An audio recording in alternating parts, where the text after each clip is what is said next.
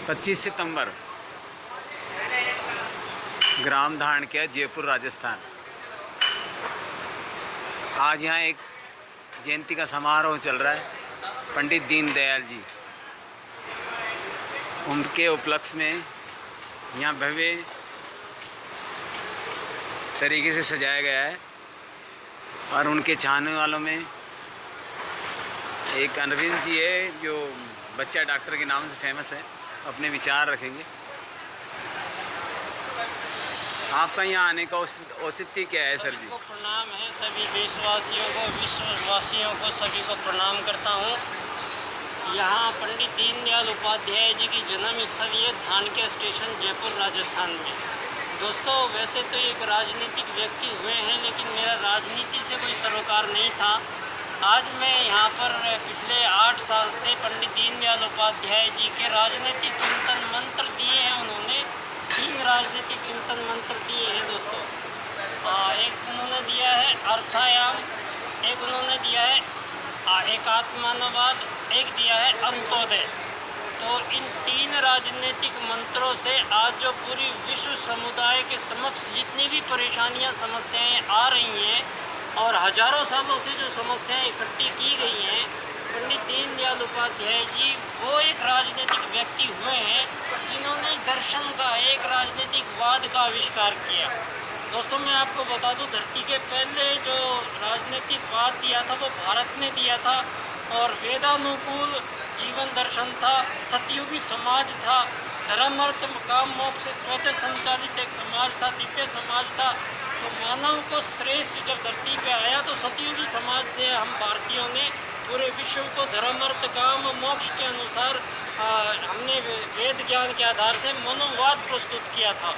लेकिन मनोवाद में बाद में आप लोगों ने खुद त्रुटियाँ की। धर्म का अधर्म हुआ, अर्थ का अनर्थ हुआ, काम का भोग बनाया गया, मोक्ष को मानते नहीं, तो आपने मनोवाद का तिरस्कार किया। उसके बाद में आपने यहाँ साम्राज्यवाद आया, मार्क्सवाद आया, लेनिनवाद आया, आर्थिक उदारीकरणवाद आया, पूंजीवाद आया, यहाँ आतंकवाद आया, भोगवाद आया, इतने सारे वाद आए दोस्तों। लेकिन मानव जीवन के मालिक नौकर अमीर गरीब बनने के जो फेर है, जो ये हजारों सालों से चला रहा था, तो दोस्तों एक ही राजनीतिक व्यक्ति हुआ दुनिया में जिन्होंने इस मुद्दे को पकड़ा। उन्होंने बोला अर्थायाम। अर्थायाम में दीनदयाल जी कहते हैं ना तो पैसे की कमी हो किसी आदमी के पास और ना एक पैसे की ज़्यादा हो किसी के पास, ऐसी व्यवस्थाएं बनाई। दीनदयाल जी एकात्मवाद में कहते हैं कि आप हो कौन, पहले ये मुझे परिचय दीजिए। आप एक आदमी हो। अब दीनदयाल जी कहते हैं कि आपका परिचय क्या है? आप एक शरीर हो? नहीं, शरीर तो मिट्टी है। दीनदयाल जी कहते हैं इस मिट्टी में परमात्मा का एक अंश आत्मा धरती पे आता है, वो शरीर में ग्रहण करता है, तो शरीर में प्रवेश होने वाला वो आत्म तत्व आप हो और वो शरीर में से जाने वाला तत्व वो एकात्म तत्व आप हो। तो धरती पे जितना भी जिंदा इंसान है उनको एक आत्मा मान के राजनीति करने का नाम एकात्मवाद की राजनीति है। तो पंडित दीनदयाल जी के अनुसार अगर इस राजनीतिक दर्शन से विश्व को चलाया जाएगा तो सारे विश्व में ना तो कोई लड़ाई होने वाली है, ना युद्ध होने वाला है, ना किसी प्रकार की मानव से मानव की दुश्मनी है। मेरा सवाल ये था कि मानव की हत्या मानव धरती पे क्यों करेगा, किसने अधिकार दिया?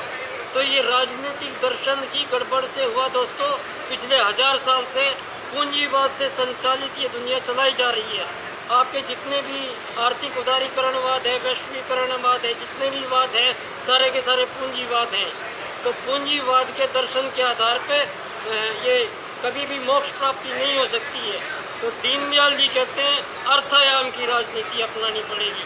तो अर्थायाम में स्पष्ट रूप से दीनदयाल जी ने ये विषय क्लियर किया है कि जहाँ पैसे की कमी न ज़्यादा होना चाहिए। अर्थायाम आधारित एकात्मवाद से अंत्योदय की प्राप्ति विश्व में कैसे हम करेंगे, ये विषय पंडित दीनदयाल जी ने दिया है।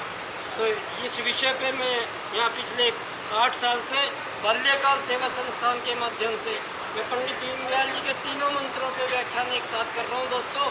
अर्थायाम आधारित एकात्मवाद से अंत्योदय की प्राप्ति।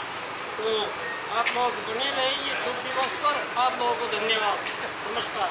बच्चा डॉक्टर।